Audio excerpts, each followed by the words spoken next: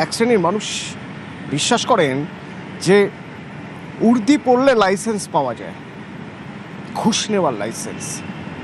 উর্দি পড়লে যা মাইনে তার সঙ্গে কিছু উপরি জোটে বিশ্বাস করেন এক মানুষ। আর তাদের বিশ্বাসটা আরও পোক্ত হয় যখন কোনো উর্দিধারী ঘুষ খাওয়ার অভিযোগে ধরা পড়ে। ঝাড়গ্রামে এক কনস্টেবল ধরা পড়েছে, অভিযোগ কি? ঘুষ খাওয়ার।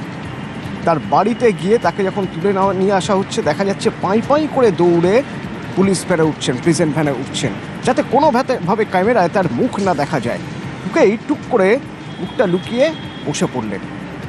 যে প্রিজন ভ্যানে একের পরের দিন অপরাধীদের তুলেছেন, অভিযোগকারীদের তুলেছেন, তাকে নিজেই দৌড়ে সেখানে ঢুকে পড়তে হচ্ছে। লজ্জা লাগছে এখন, লজ্জা। আর যখন দিনের পর দিন ঘুষ খেয়ে এসেছেন, অভিযোগ তো সেরকমই। আর আপনার বিরুদ্ধে অভিযোগ এখনও প্রমাণিত নয়, কিন্তু তাদের বিরুদ্ধে অভিযোগ অনেকটাই প্রমাণ হয়ে গেছে। যখন হাত ধুয়ে দেখা গেল হাতে গোলাপি রং লেগে আছে, নোটে তো রং লাগানো ছিল। সেই দালালরা কিভাবে গ্রেপ্তার করা হলো, এদের অপারেশন কিভাবে চলল, কি অভিযোগই ছিল? রৌনক আছে সরাসরি আমার সঙ্গে। রৌনক, দেখা একেবারে অ্যান্টি কারাপশন ব্রাঞ্চের তরফ থেকে গতকালকে এখানেই হানা দেওয়া হয় এবং এই যে মিডিলম্যান তিনজন, সেই দালালরা টাকা তুলছিলেন। এবং এর আগেও তুমি দেখেছো এসিবির তরফ থেকে যে পদ্ধতি অবলম্বন করা হয়েছিল, ফেনাল ফাতালাইন, সেই পদ্ধতি অবলম্বন করা হয়েছিল। যে ব্যবসায়ী ঘুষ দিচ্ছিল এই দালালদেরকে, সেই ব্যবসায়ীর টাকাতে সোডিয়াম কার্বনেট লাগিয়ে দেওয়া হয়েছিল। তারপর যখন তারা সেই টাকাটি নেয়, এসিবির যারা আধিকারিকরা ছিলেন সঙ্গে সঙ্গে গিয়ে তাদেরকে পাকড়াও করে জলের মধ্যে হাত দেওয়াতেই সেই সোডিয়াম কার্বনেট রং ছেড়ে দেয় এবং প্রমাণিত হয় যে তারা এই ঘুষের টাকা নিচ্ছিলেন। পরবর্তীতে এই তিনজন মিডিলম্যানকে জিজ্ঞাসাবাদ করেই উঠে আসে কনস্টেবলের নাম। তাদের মোবাইল নাম্বারে ঝাড়গ্রাম ম্যানেজার বলে সেভ ছিল এই কনস্টেবলের নাম, এবং জিজ্ঞাসাবাদে উঠে আসে যে এরকম 1000-2000 টাকা নয়, দীর্ঘ একজন কনস্টেবলের নাম সেভ করা আছে ঝাড়গ্রাম ম্যানেজার বলে, মানে ম্যানেজ করতেন তিনি, তার কাজ ছিল ম্যানেজ করার। বাঁ হাতে টাকা নিয়ে ডান হাতে নির্দেশ দিয়ে দিতেন, তাই তো? কি ম্যানেজ করতেন উনি? দেখো একেবারেই তার কথাতেই এই ধরনের টাকা পয়সা তোলা হতো। যে কটা গাড়ি সেখান থেকে পাস করতো, প্রত্যেক গাড়ি পিছু এই তিনজন কিন্তু টাকা তুলতেন এবং সেই টাকার পুরো অংশটাই প্রথমে যেত এই কনস্টেবলের কাছে। কারণ তোমায় জানিয়ে রাখি, অ্যান্টি কারাপশন ব্রাঞ্চের তরফ থেকে তল্লাশি চালিয়ে 5 লক্ষ টাকার কাছাকাছি কিন্তু উদ্ধারও করা হয়েছে। এবং এই কথাটা স্বীকার করেছে এই তিনজন মিডিলম্যানই, যে গত বেশ কয়েক বছর ধরে প্রায় 5 লক্ষ টাকার কাছাকাছি তারা এই কনস্টেবলকে তুলে দিয়েছিলেন। এবং পুরোটাই কিন্তু এরকম ধরনের বেআইনিভাবে গাড়িগুলোকে ধরে সেখান থেকে তারা টাকা তুলতে, একটা বড় র্যাকেট কাজ করতো। সেক্ষেত্রে শুধু কি কনস্টেবল জড়িত নাকি এর পেছনে আরো কেউ রয়েছে? 4 জনকেই গ্রেফতার করে ইতিমধ্যে জিজ্ঞাসাবাদ করা হচ্ছে অ্যান্টি কারাপশন ব্রাঞ্চের তরফ থেকে। ঘুষ কে নিতেন ধরা পড়েছেন, কাদের মারফত নিতেন ধরা পড়েছেন, ঘুষ দিতেন কারা, কাদের প্রয়োজন হয়ে পড়েছিল মাসে মাসে হাতে টাকাটি গুঁজে দেওয়ার? দেখো একেবারে এটাই তো প্রশ্ন, যে কেন নিতেন বা তাদের প্রয়োজন কি ছিল। আদতে এই ধরনের বিষয় কিন্তু একটা দেখা যায় যেটা একটা অভ্যাসে পরিণত হয় বা একটা প্রবণতা থাকে, যে সরকারি কর্মচারী হওয়ার পরও কিন্তু ঘুষ নেওয়ার প্রবণতা। এবং এই অভিযোগগুলো সামনে আসার পরই তুমি জেনে থাকবে, নতুন সরকার আসার পর এই যে রাজ্যে দুর্নীতি দমন শাখা অর্থাৎ অ্যান্টি কারাপশন ব্রাঞ্চ, তারা কিন্তু অত্যন্ত তারা একেবারে এই বিষয়গুলো নিয়ে এই ধরনের অপারেশনে তারা অত্যন্ত সাফল্য পেয়েছে।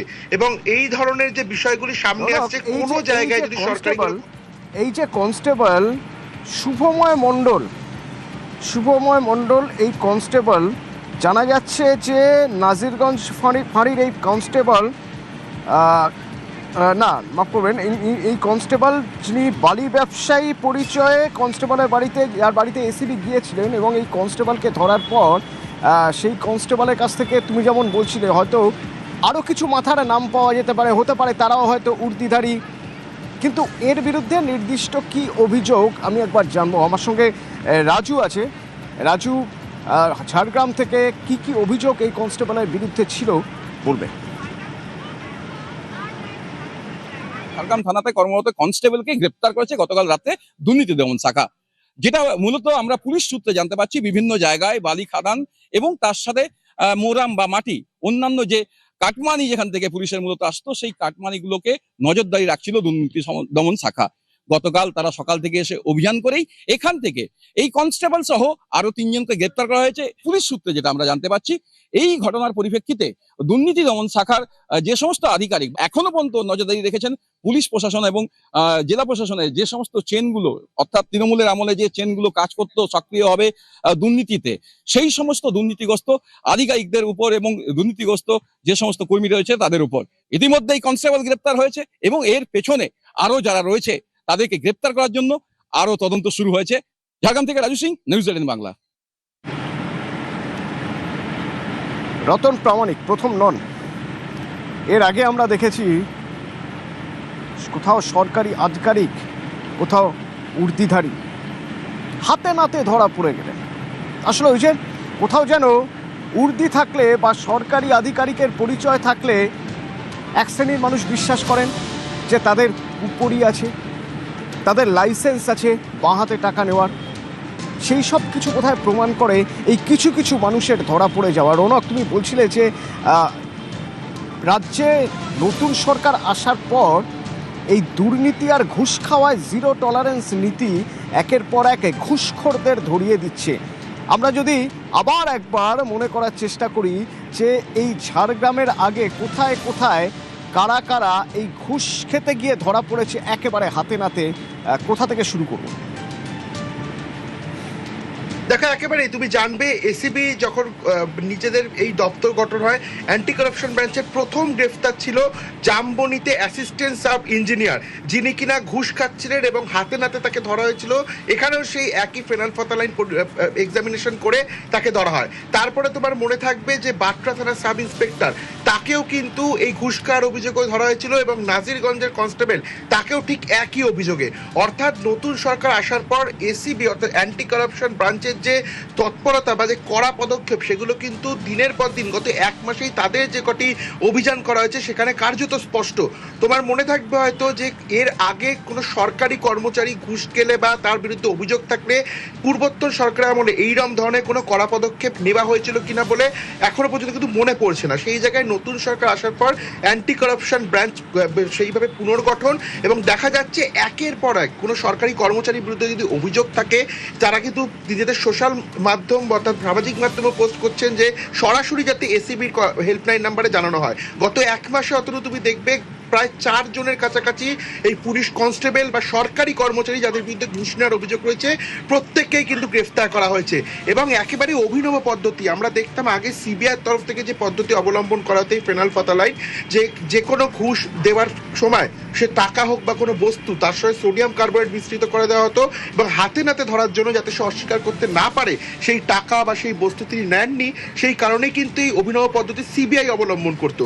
আর দেখা গেল অ্যান্টি কারাপশন ব্রাঞ্চ প্রথম থেকেই কিন্তু প্রত্যেকটি জায়গায় ফেনালফাতালাইন পরীক্ষা বা পদ্ধতি অবলম্বন করছে এবং হাতে নাতে এখনো পর্যন্ত গত এক মাসে প্রায় 4 জনের কাছাকাছি সরকারি কর্মচারী বা পুলিশ কনস্টেবল বা পুলিশ সাব ইন্সপেক্টরকে গ্রেফতার করা হলো। এবং প্রসঙ্গত বলে রাখি, গতকালও দেখা গেল যারা ধরছেন তারাও এই সিস্টেমের পার্ট, যাদের ধরছেন তারাও এই সিস্টেমের পার্ট। খুব সূক্ষ্মভাবে যদি আমরা দেখার চেষ্টা করি, এই সিস্টেমের দুটো পার্টেরই এক পার্ট জানতেন যে আর এক পার্ট তারা ঘুষ খেয়ে যাচ্ছেন দিনের পর দিন, এবং তারা এটাও জানতেন তাদের কিভাবে ধরা সম্ভব। এই যে এখন ধরা যাচ্ছে, তারা জানতেন, কিন্তু তাদের ধরতে দেওয়া হয়নি, ধরার মতো কোনো ব্যবস্থা করা হয়নি। কোন প্রক্রিয়ায় ধরতে হবে তারা জানতেন, শুধু নির্দেশটুকুর প্রয়োজন ছিল, হাত খুলে দেওয়ার প্রয়োজন ছিল, অল আউট ঝাঁপিয়ে পড়ার নির্দেশ দেওয়ার প্রয়োজন ছিল। ঘুষ নিলে আর রেয়াত নয়, এই ইনস্ট্রাকশনটা, এই বার্তাটা ছড়িয়ে দেওয়ার প্রয়োজন ছিল। যদি হতো তাহলে অনেক আগেই হয়তো এই ঘুষ ইস্যু নিয়ে কথা বলা বন্ধ হয়ে যেত, কিন্তু তা হয়নি। হলো কখন? যখন ঘুষ নিলে রেয়াত নয় একদম প্রকাশ্যে বললেন মুখ্যমন্ত্রী শুভেন্দু অধিকারী।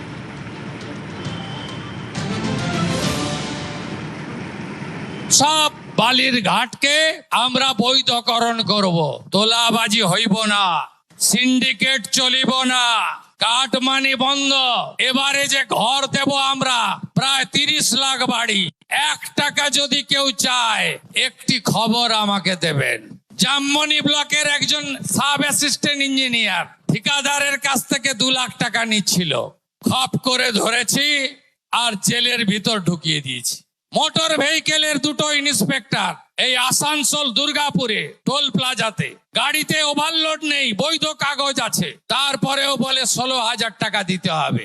কমপ্লেন পেয়েছি, সাসপেন্ড তো করেছি। আমি বললাম সাসপেন্ড করলে মুখ্যমন্ত্রী সন্তুষ্ট নয়, 2টো এমবিআই ইন্সপেক্টরকে জেলে ঢুকিয়েছি, করতে দেব না। তালিকা তৈরি হয়ে গিয়েছে, এক এক করে সবার হাতই রঙিন হবে। জলে হাত দিলে দেখা যাবে হাতে রং লেগে থাকছে, কারণ যে কালো টাকা এতদিন ধরে নিয়েছেন সেই টাকায় এবার অ্যান্টি করাপশন পুরো রং করে দিয়েছে, যাতে আপনাকে ধরা যায়। একের পর এক ঘুষখোর ধরা পড়ছে। দিলীপ ঘোষ মন্ত্রী কি বলছেন? রাস্তায় প্রকাশ্যে আমরা দেখেছি পুলিশ দাঁড়িয়ে ট্রাক আটকে চাঁদা তুলছে। বহু অভিজ্ঞতা আমার আছে। খড়গপুর থেকে রাত্রে কলকাতা আসতে গেলে লম্বা লম্বা 1-2 কিলোমিটার লাইন হতো ট্রাকের, একটা পুলিশ 2টো সিভিক মিলে সমস্ত হাইওয়েকে আটকে দিয়ে এক একটা গাড়ি ছাড়ছে আর টাকা নিচ্ছে। ভিডিও আমরা করেছি সেই সময়, কেউ শুনতো না। এখন এই সমস্ত বদমাইশি বন্ধ হবে। পুলিশ যদি প্রথম ঠিক না হয় তাহলে প্রশাসন ঠিক হবে না। তো সেই জন্য যে চাপ সরকার দিচ্ছে এখন, এ সমস্ত কিছু হবে, যারা ঠিক হবে না তাদেরকে জেলে যেতে হবে। ঘুষ কে নেয়? ঘুষ তারা নিতে পারেন যাদের উর্দি আছে, যাদের সরকারি একটা স্ট্যাম্প আছে যাদের কাছে। আর বাকি যারা হোমরা চোমরা নেতা, তারা কি করেন? তারাও ক্ষমতার কর্তৃত্ব তারাও ফলান, তারা তোলা তোলেন। তো সেই তোলাবাজি বন্ধ করতে হবে। নেতার ঘনিষ্ঠ বা নেতা তাহলেই তোলার লাইসেন্স আছে, এই রকম একটা ধারণা যখন সমাজে বদ্ধমূল হয়ে যাচ্ছে, তখন এই ধারণাটাকে ভাঙতে হবে। আর সেই ভাঙার চেষ্টা করে যাচ্ছেন বিজেপি রাজ্য সভাপতি শ্রমিক ভট্টাচার্য। এবার তিনি জেলায় জেলায় চিঠি দিলেন। বিজেপির যারা নেতা রয়েছেন, যারা জেলার দায়িত্বে রয়েছেন, তাদেরকে চিঠি দিলেন যে যে করেই হোক এই তোলাবাজি আর দুর্নীতির ভাঙতে হবে। কোনোভাবেই তোলাবাজি আর দুর্নীতি বরদাস্ত নয়।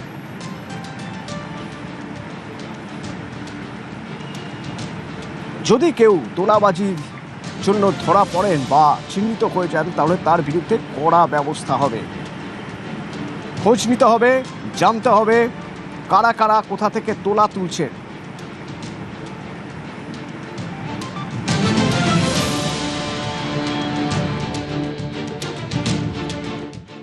প্রত্যেকেই আমরা একটা কথাই বলছি, আমাদের মাননীয় রাজ্য সভাপতিও বলেছেন পরিষ্কার স্পষ্ট কথা, বিজেপি কামাই করার জায়গা নয়। বিজেপির সংস্কৃতি আলাদা। অগ্রগামী ছিলেন, অর্থাৎ যারা আগে আমাদের পার্টিকে লিড করেছেন, তারা এক একজন নিজেদের জীবনে দৃষ্টান্ত তুলে ধরেছেন যে কিভাবে দেশকে সেবা করতে হয়, how to serve the nation. স্বচ্ছতা, সেই স্বচ্ছতা সামনের দিকে এগিয়ে নিয়ে যেতে চায়, এবং তার বাইরে গিয়ে যারা বিজেপির বিরুদ্ধে, বিজেপির নীতির বিরুদ্ধে কাজ করবে, মাননীয় রাজ্য সভাপতি যেরকম বলে জন্য বরাদ্দ বেশি পাওয়া যাবে। কি ভয়ঙ্কর দুর্নীতি পাবো। কিন্তু এই ধরনের কাজ তো বেশি দিন চলে না। তো এই অভিযোগ পাওয়া গিয়েছে কোথা থেকে? না, এই অভিযোগ পাওয়া গিয়েছে বজবজের বারাতলা পোয়ালি হাই স্কুল থেকে, এবং এই অভিযোগ প্রাক্তন ভারপ্রাপ্ত প্রধান শিক্ষকের বিরুদ্ধে। এই অভিযোগ কারা কারা করছেন, ঠিক কি অভিযোগ? অর্পণ বলতে পারবে। অর্পণ, কারা এই অভিযোগ করছেন? কতদিন ধরে এই ধরনের দুর্নীতি হচ্ছে বলে অভিযোগ? দেখো তনু, এইটা স্বাভাবিকভাবে কোনো প্রতিষ্ঠানের বিরুদ্ধে বা স্কুলের বিরুদ্ধে অভিযোগ এলে স্বাভাবিকভাবেই অভিভাবকরা এখানে অভিযোগ করেন, কিন্তু এখানে দেখা যাচ্ছে অভিভাবক সহ স্কুলের যারা শিক্ষক শিক্ষিকা এবং বর্তমানে যিনি টিআইসির পদে এসছেন, তিনিও এই অভিযোগ করছেন। অভিযোগ কি? যে মিড ডে মিলে ছাত্র সংখ্যা বেশি দেখানো, সেটা একদিন দুদিন নয়, দীর্ঘদিন ধরেই এই অভিযোগ রয়েছে। কিন্তু যেখানে দেখা যায় স্কুলের স্বার্থে যদি ছাত্র সংখ্যা বেশি দেখিয়ে ইনকামের চিন্তা করা হয়, তাহলে অন্তত শিশুরা বা ছাত্রছাত্রীরা তারা স্কুলে ভালো মিড ডে মিল পাবে। কিন্তু সেখানেও দেখা যাচ্ছে, অভিযোগ করা হচ্ছে যে এই মিড ডে মিলের মানও অতি নিম্ন। এছাড়াও স্কুলের পরিকাঠামো, স্কুলের বাথরুম, স্কুলের পানীয় জল সব কিছুতেই কিন্তু ঘাটতি রয়েছে। আর এতেই সরব হয়েছেন স্কুলেরই শিক্ষক শিক্ষিকা এবং স্কুলের অভিভাবকরা। তারা এক প্রকার স্কুলের সামনে তারা বিক্ষোভ দেখান। অবশেষে স্কুলের যারা হায়ার অথরিটি আছে, তুমি জানবে যে স্কুলের যে পরিদর্শন কমিটি রয়েছে তারা এই টিআইসিওকে সেখান থেকে সরিয়ে দেন এবং পরবর্তী যিনি স্কুলের টিচার ইনচার্জ এসছেন তিনি এসেও দেখেন যে একাধিক গড়মিল রয়েছে। কিন্তু এই বিষয়ে আমরা যে অভিযুক্ত শিক্ষক তাকে একাধিকবার ফোন করেছি, হোয়াটসঅ্যাপ করেছি, কিন্তু তার কোনো সদুত্তর মেলেনি। সাধারণ যারা স্কুলের অভিভাবক রয়েছেন তাদের যেটা স্পষ্ট অভিযোগ যে তারা ঠিকমতো মিড ডে মিল তো পাচ্ছেন না, অথচ স্কুলের মিড ডে মিলে দেখা যাচ্ছে যে ভুয়ো ছাত্র দেখানো হয়েছে। স্কুলের শিক্ষক শিক্ষিকা তারাও বলছেন যে স্কুলের তারা প্রথমে না বুঝতে পারলেও পরবর্তীকালে শুধু বুঝতে পেরে তিনি যখন প্রশ্ন করেছেন তাদেরকেও হুমকি দেওয়া হতো বিভিন্নভাবে, তাদেরকে যখন এই কীর্তি ধরা পড়ে গেছে, বোঝাই যাচ্ছে এই কীর্তি ধরা পড়ে গেছে, তখন তাকে আর খুঁজেই পাওয়া যাচ্ছে না।